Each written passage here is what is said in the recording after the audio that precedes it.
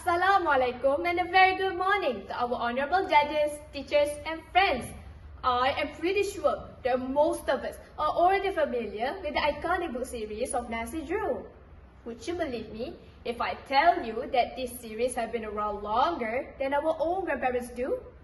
Because it is. The Nancy Drew series were first published in 1930 by the original author, Miller Benson, under the pseudonym Caroline King. Over the years, the name Caroline King had accumulated countless ghostwriters, each contributing for the continuation of this book series until today. The sheer popularity of this girl, Nancy Drew, allowed her to be depicted not only in books but also in video games and movies. How cool is that? As you all probably had guessed by now, I will be reviewing about the 23rd book in the Nancy Drew Girl Detective series, Troubled Waters, written by Caroline King. This book was published under the company and laid in paperbacks, dating all the way back in 2007. I've discovered this gem recently and I was immediately attracted to its alluring book covers. Oh, and this book also contains 149 pages with 15 chapters in it. The story is completely fictional and it revolves around mystery, crime, and adventure, which perfectly describes my preferences and hopefully yours too. Without further ado, shall we learn about the story together now?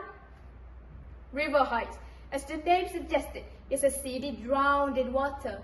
I may be exaggerating, but it is the reality for the civilians there once the spring waves come by. Stranded with no home, they all sought for shelters to live in. And in this case, those shelters are the Historical Society and Senior Center. Despite also being unfortunate, there are those who took pity on the words of the victim. Our main protagonist, Nancy Drew, is one of those kind folks. She and her friends, Bess Marvin and George Fane, were packing up sandwiches to be sent over to those shelters. Before cling, a phone call came in. It's Nancy's father. He knows his daughter very well and informed her that he had already signed up Nancy and her friends as volunteers as to help the organization Helping Homes to build new apartments in the old Davis Foundation building. And guess what? Their excitement were multiplied when their two-time state basketball champions, the Bullets, showed up to help with the construction too. Until everything goes downhill. Threats started to surface, spray painted on the walls directed to JC Valdez, the Bullets' star forward.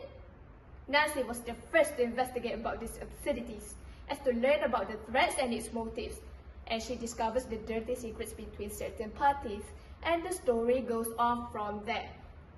Now, reading this book allowed me to discover about the personality of our main character, Nancy Drew, and what I could learn from this character.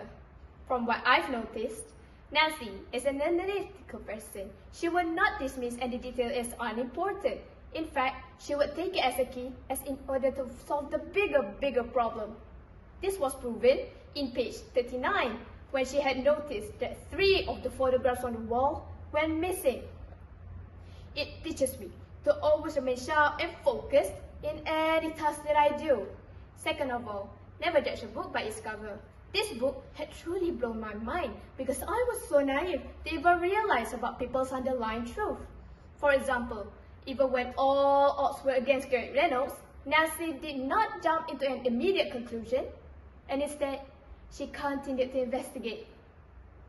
Another reason as to why this book intrigued me is because it touches a topic that hits close to home, which is vengeance, or in other words, the desire for revenge. It talks about how the desire for revenge can affect someone for generations, not to mention that it would be completely pointless and destructive in the long run. It could destroy our career and impacts those around us. Thankfully, now I know not to hold any grudges against anybody. Ladies and gentlemen, as to conclude my review on this masterpiece, I would like to recommend this book to young aspiring readers. The language used is easy to understand and also adventurous, because when I read it, I felt as if I was there with Nancy, discovering all about the mystery together with her, and all the plot points connected perfectly, with no plot holes. It's a pleasant feeling that I seldom find in books nowadays. So I rate it a 10 out of 10. If you are interested, you can borrow this book from your school's library or you can buy it from the nearest bookstore. That's all from me. Thank you.